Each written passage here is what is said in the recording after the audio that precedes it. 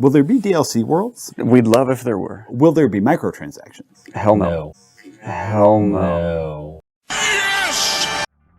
Back in December of 2018, Obsidian Entertainment revealed the Outer Worlds during the Video Game Awards. This announcement came, in my opinion, at the perfect time for them. Bethesda Game Studios' Fallout 4 really put an emphasis on shooting, base building, and exploration, while simplifying many role-playing elements like dialogue options, something that a lot of people did not like. Then following Fallout 4, there was Fallout 76, which, let's just start off being nice. Bethesda delivered a much different Fallout experience than many really expected or wanted. That game was met with negative critic and user reviews come release day in November 2018, and what followed and what is still following is months of controversy. Point being, there's been a craving for a long time for a game like Fallout New Vegas, and the Outer Worlds, well, it itches the right spot. It's a sci-fi space RPG, kinda like Fallout, being developed by the original creators of the Fallout franchise, and it certainly appears to share many similarities with Obsidian's Fallout New Vegas. Hell, even the Outer Worlds has its own slightly altered version of VATS, which is called Tactical Time Dilation. What I personally find most fascinating about the Outer Worlds is how the Obsidian developers have been able to evolve the Fallout New Vegas formula forward. Using the Unreal Engine, simple situations like the player walking up to an NPC and having a conversation seem so much smoother, with numerous dialogue options that put an emphasis on player choice. Say what you want, but the Outer Worlds is what a lot of people wanted Bethesda to evolve into, but for the last number of years, and most recently with Fallout 76, it's become apparent that Bethesda is stuck because of a game engine and other technology that just feels outdated and problematic. We'll dive into it later in this video, more of that, but Fallout 76 has been a mess. It's a game that wasn't even close to being ready for release, but it was pushed out the door anyway. Following controversy after controversy with Fallout 76, from the refund debacle, to the nylon bag mess, to the Nuka rum bottle mess, to the pay-to-win concerns, to the troubled microtransaction store, to the various exploits that have turned the game upside down, to the laughable amount of bugs that still plague this game, to the law firms investigating this game. All of this has damaged the reputation of Bethesda. Games like Rage 2 that aren't even being developed by Bethesda Game Studios but published by Bethesda Softworks will definitely still be hurt just by being associated and having the Bethesda name on the game packaging. Bethesda in the past was forgiven for all the various issues that hurt games like Fallout 4 and Skyrim, because overall the product was still pretty darn good. But with Fallout 76, a game that already had its critics even before release, the product was not good and consumers ultimately turned on Bethesda. But the Outer Worlds is a breath of fresh air, and when that game was announced, the immediate reaction was that Obsidian was back and taking a shot at Bethesda. Just with that first trailer, with the emphasis on Obsidian's past work on the Fallout franchise, many saw that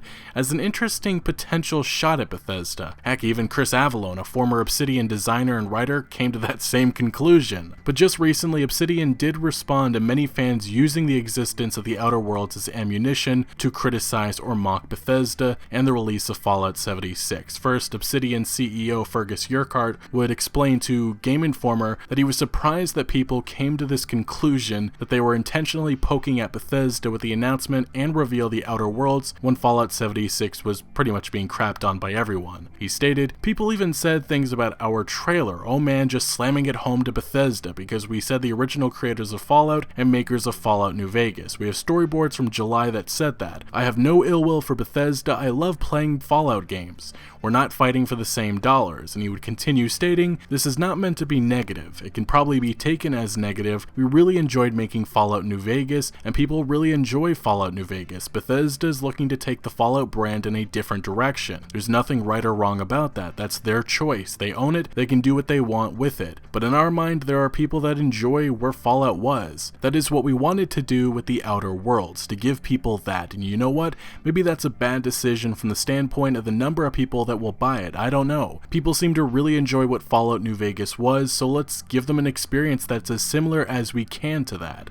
Now look, I understand Obsidian is trying to stay humble, but it doesn't matter. Even before the Outer Worlds was announced, there's been long discussions and debates within the Fallout community of which is better, Fallout 3 or Fallout New Vegas. Once Fallout 76 was announced, there were tons of people demanding Bethesda give the rights to Obsidian. Once Fallout 76 released, there was tons demanding Obsidian be given the rights, and now with the Outer Worlds, it will only continue. As much as Obsidian does not like it, this is unfortunately what Bethesda will face for years to come. The pressure is on for Starfield, and I can guarantee there will be immediate comparisons to the Outer Worlds once we get a real trailer or reveal for Starfield. Now, the Obsidian CEO wasn't the only one to comment on fans criticizing Bethesda by using the Outer Worlds as ammunition. Tim Cain and Leonard Boyarsky, the directors of the Outer Worlds, had this to say to Game Informer. Yeah, the existence of this game is an FU to a certain other game company and maybe the recent releases. What do you guys think of that angle? I remember telling a friend of mine it's disheartening when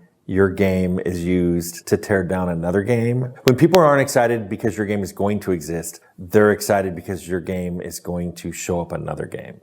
It's like, that's not what we're making this for. We're not making this to make anybody not want to play something else. And look, I completely understand that fear or concern, but the Outer Worlds trailer does not have nearly 9 million views and 200,000 likes just because people want to stick it to Bethesda. There is genuine interest and excitement for a role-playing experience that many are dying for. Mass Effect Andromeda was a big disappointment, and Fallout 76, it's not a role-playing game. That was not our intent at all. And the other thing is that we have been working on this game for a while, so people might think that there was some kind of strategy that we were developing or employing that was not the case at all. As we said before, making games is very hard. No one sets out to make a bad game. People spend years of their lives in very difficult circumstances, having to put everything they have into games and then have those games come out and not do well is a crushing experience. Now this part I understand the defense for Fallout 76 he's trying to make, but the issue is the game was released unfinished and was riddled with bugs. The only thing working properly day one was the microtransaction atomic shop featuring overpriced cosmetics. Fallout 76 needed more development time, and I'm sure many of the developers know that, but ultimately the executives wanted the game out in 2018 and it backfired on them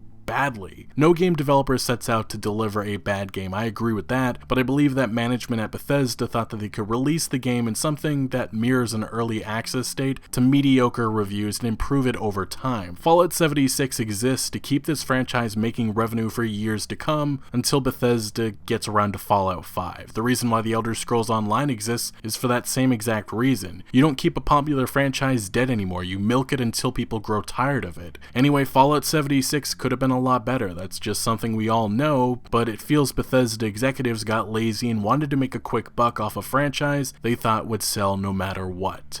The fact that, people think we're trying to say something about another company or another company's games that people have put their heart and soul into is not something that we're really, happy about. We don't really want to foster that kind of thing. We're really proud of what we're doing, and we're really happy to be able to make this game, and we hope people enjoy it for what it is. The world's big enough for a bunch of different kind of games. Yeah.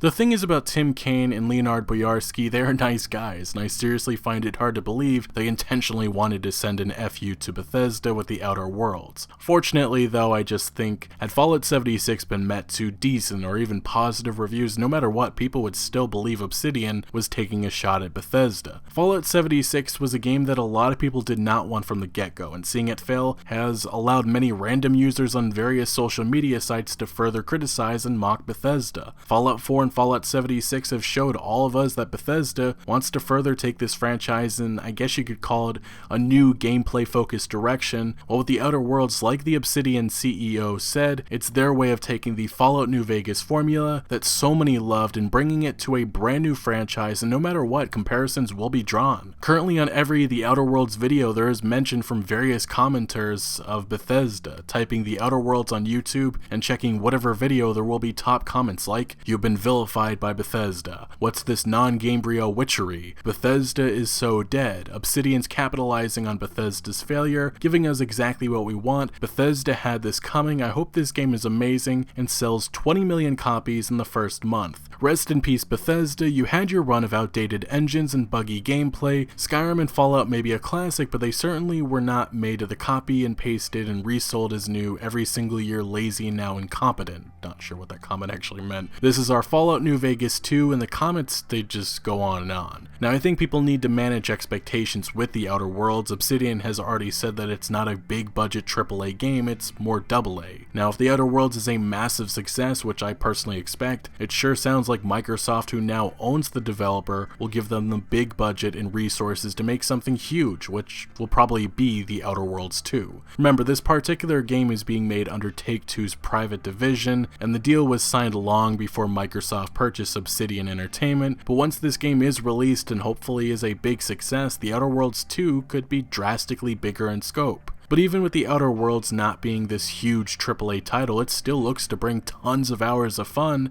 which excites me. Many game publishers in the AAA landscape include tons of content the average player may never care to touch. I'd argue some publishers just add extra content to brag and market the game better. Anyway, it has been noted The Outer Worlds' size is close to Star Wars Knights of the Old Republic 2, meaning could take anywhere from 15 to 40 hours to complete. But yeah, even though Obsidian wishes for the Bethesda bashing to stop, it likely won't anytime soon. Heck, at this point, some of Fallout 76's hardcore fans are complimenting Electronic Arts over Bethesda, which, I mean, that is just saying something. But I do hope that Todd Howard and all of Bethesda listen to the criticism and bounce back. But the thing is, delivering a bad game isn't the lone problem with Fallout 76. It's anti-consumer practices, whether that be the refund policy, the canvas bag mess, and the pay-to-win schemes uncovered in the game's code. Fallout 76 is a mess of a game in every aspect, and Bethesda only has themselves to blame. What I can only hope is that games like The Outer Worlds will make Bethesda be better. Even in the last number of years, you have many AAA game developers now incorporating RPG elements into giant open worlds, whether that be Red Dead Redemption 2, Horizon Zero Dawn, The Witcher 3, or Assassin's Creed Odyssey. Bethesda at one point was among a few other studios making these types of games, but that really isn't the case anymore. Bethesda is falling behind. Their design and technology is dated and at the core of their problems. Hopefully Todd and company can learn from their mistakes made with Fallout 4, Fallout 76, and even earlier games like Skyrim, and I hope they deliver something truly special with Starfield that shuts all the critics like myself up. But until that happens, Bethesda bashing will continue. Also, let's not act like this is a foreign concept. When publishers screw up, especially multiple times, the gaming community reacts accordingly. That's why whenever the next Metal Gear Solid game gets announced, people will destroy it because of the hatred everyone has for Konami because of what they did to Hideo Kojima. Whenever another game publisher takes a popular franchise and tries going mobile, people will destroy it, just like what's happened to Alien Blackout, Command & Conquer Rivals, Diablo Immortal, and I'm sure there are many more examples I could list off. Bethesda faces an uphill battle now, and whenever a competitor, whether that be CD Projekt Red or Obsidian, delivers, well, I think we all should expect or know a certain reaction will come. Now, to quickly sum up my thoughts, of course Obsidian won't say anything publicly bad about Bethesda, but consumers have a right to be upset for a $60 game that was price cut in almost half a week after launch. Fallout 76 released in an inexcusable state for a publisher that has the time and money